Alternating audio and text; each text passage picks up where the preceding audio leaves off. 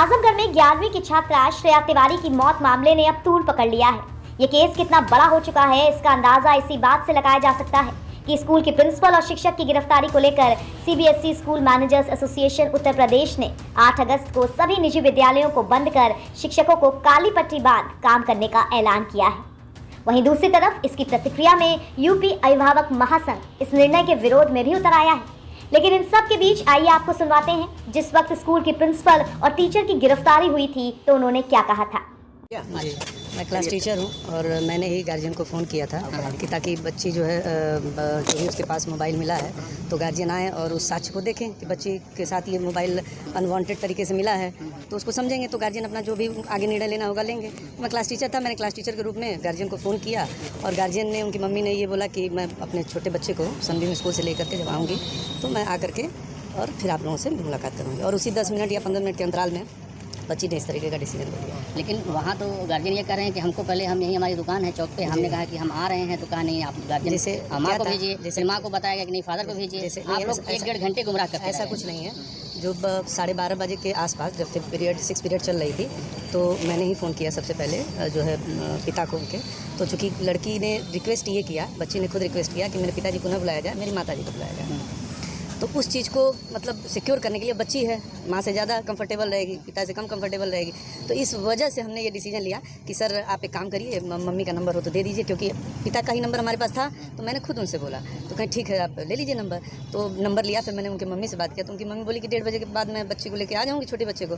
तो अब उसी का इंतज़ार हम लोग कर रहे थे और उसके बाद मैं अपने क्लासेस में चला गया। 7 पीरियड चल रही थी, मैं पढ़ा रहा था और 10 से 15 मिनट का जो भी डिफरेंस हुआ उसी डिफरेंस में ये घटना। और उसके बाद 1-1.5 घंटा गुमराह करते बच्ची मर चुकी थी। आप लोग ऐसा कुछ नहीं है, कोई गुमराह नहीं किया है।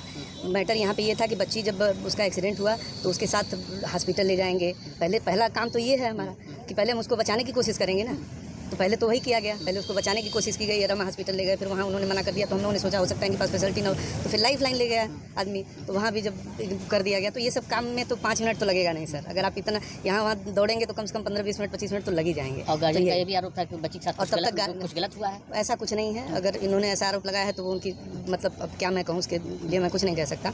हाँ, चूँकि हॉस्पिटल ले जाते समय एम्बुलेंस में उसके कपड़े जो है फट गए थे, उसको फिर हम लोगों ने ढका। हमारा उद्देश्य यही था कि उसको सेफ रखा जाए और ऐसा कुछ नहीं है। अगर ऐसा सोच रहे हैं गार्जियन तो या तो कहीं किसी बहकावे में आए हैं, या तो उनका उद्देश्य बदल गया हो, या तो भ्रमित हो। अच्छा, जो भी हो, जो मोबाइल मिला या कुछ मिला तो आपने प्रबंधन को सूचना दिया था? ठीक है, आप लोग वहाँ मैनेजमेंट वो देख रहे हैं, आप लोग प्रशासनिक देख रहे हैं, लेकिन क्या प्रबंधन को जानकारी में विश्वास में लिया था? तुरंत कैसे प्रबंधन को? जैसे मोबाइल की जो चेकिंग होती है, रूटीन चेकिंग होती है, हर स्कूलों में होती है। ये कोई हमारे स्कूल में नहीं हो रहा है कि अब स्कूल में बच्चे मोबाइल ले आना किसी भी स्कूल में अलाउड नहीं होगा, सभी लोग जानते हैं। तो बस ये उद्देश्य था कि रूटीन चेकिंग में है, महीने में 15 दिन में कभी कभी ऐसे रूटीन चेकिंग हो जाती है। तो फ्राइडे को हुआ था, शुक्रवार को चेकिंग, उस दिन मैम अब्सेंट थी। तो अब हम कैसे डिसीजन लें? तो मैम से बात हुई तो मैम बोली हम सोमवार को आएंगे, फिर उस पर जो भी आगे करो। तो 2 दिन छुट्टी हो गई, शनिवार और रविवार, तो सब लोग अपने अपने काम में व्यस्त हो गए। तो 2 दिन तो किसी ने कुछ किया ही नहीं, कोई एक्टिविटी ही नहीं थी। जो भी हुआ वो सोमवार को हुआ। सोमवार को आने के बाद पहले वाइबा था। मैंने फर्स्ट पीरियड से, मैं खुद क्लास टीचर हूँ, मैंने वाइबा लिया फर्स्ट पीरियड में उस बच्ची का और अच्छे से उसने वाइबा दिया, कोई दिक्कत नहीं थी।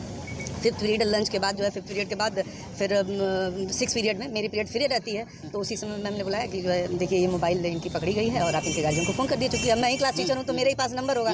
तो मैं गया स्टाफ रूम में बैठा, फिर वहाँ पर रजिस्टर ओपन किया, फिर पिताजी का नंबर था इनके, मैंने पिताजी को फ़ोन किया तो बोले कि आप मुझे बता दीजिए मैं ही आ जाऊँ। तो मैं कहा आप दुकान छोड़ के क्यों आएंगे, छोड़िए, नॉर्मल सी बात है, जो है मम्मी को मम्मी का नंबर दे दीजिए, मैं उनसे बात कर लेता हूँ, वो आ जाएंगे। बस यही बात थी। फिर उनके माताजी को फ़ोन किया गया तो बोली कि सर 1:30 बजे छोटे बच्चे की छुट्टी होती है, मैं उसको लेकर के आऊँ। मैं कहा कोई बात नहीं, अभी समय आप आराम से आ जाइए। अच्छा, बस यही कह करके मैं 7th पीरियड, 6ठी पीरियड में 30-35 मिनट का होता है, तो ये करके मैं अपने 7th पीरियड क्लास ले रहा था। और जब 7th पीरियड चल रही थी, 10 या 15 मिनट बीते होंगे 7th पीरियड का, उसी समय दुर्घटना हो गई। और उनके गार्जियन भी फिर मुझे लगता है 140 या 145 तक आ गए थे जब ये घटना हुई। तो कोई अंदेशा नहीं था कि बच्ची इस तरह से घटना? ऐसा कुछ नहीं अंदेशा था। ऐसा कोई अंदेशा अगर होता तो हमारे भी बच्चे हैं और हम लोग शिक्षा का काम कर रहे हैं ना, बच्चों को समझाना बचाना यही हमारी जिम्मेदारी है। इसके अलावा हम मारने का तो काम करते नहीं हैं, बच्चों को बचाने का काम करते हैं। अगर अपनी जॉब करना गलत है तो शायद मैंने गलत किया है, और अगर अपनी जॉब करना गलत नहीं है तो मैंने कुछ गलत नहीं किया है। जॉब में ये होता है कि मोबाइल मिला, उसी को लेकर पूरा विवाद शुरू हुआ जी। तो आप गार्जियन को बुला सकती थी? गार्जियन को बुलाया गया था। तो उस दिन तो नहीं बुलाया गया था? उसी दिन बुलाया गया था गार्जियन को। तो ऐसी क्या परिस्थितियाँ हैं कि बच्ची जो है, बच्ची ने डिनाई कर दिया था कि हमारा फ़ोन नहीं है। मैं उस दिन उपस्थित नहीं थी, जब दिन मैं उपस्थित हुई मैंने उनको बुलाया। उनकी मम्मी ने ये बोला कि हमारा बच्चा सनबीम में पढ़ता है, 1:30 बजे छुट्टी होगी तो उसको लेके फिर मैं बच्ची को लेने आऊँगी। बस परिजनों का आरोप है कि लगातार 3 दिन तक टॉर्चर किया आपने उनको, बच्चों को। परिजन क्या कह रहे हैं मैं क्या बता सकती हूँ। मैं तो अपनी बात बताऊंगी कैसा हमारे यहाँ होता यहाँ है। तक कि 44 साल पहले का स्कूल चल रहा है, आज का स्कूल है हमारा।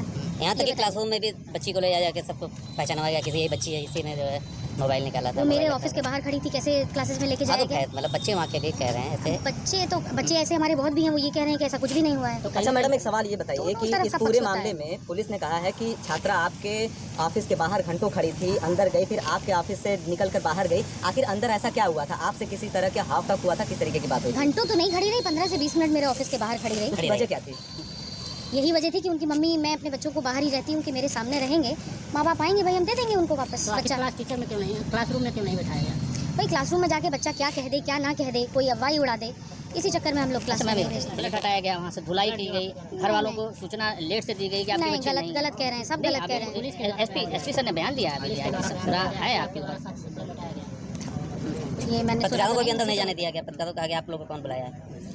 पत्रकारों तो को मैं नहीं अंदर बता नहीं सकती, मैनेजर जी मुझे साक्ष्य नहीं मिटाने वाली बात क्या है? नहीं, वो गलत है, एकदम गलत है। कोई साक्ष्य वाक्ष नहीं मिटाए हम लोगों ने। तो क्या कहेंगे, जो आरोप आपको लग रहे हैं इस पर क्या सफाई पेश करेंगे? भाई देखिए, ये आरोप जो लगा हुआ है, मैं वही कहूँगी कि अगर अपना जॉब करना गलत है तो ठीक है, गलत है, और मैंने अगर अपना जॉब किया है तो मैं सही हूँ। सुना आपने स्कूल प्रिंसिपल का क्या कहना है। वो अभी भी अपने आप को बचाने में लगी हैं और छात्रा श्रेया तिवारी की मौत के साथ सहानुभूति बहुत ही कम रखती हैं।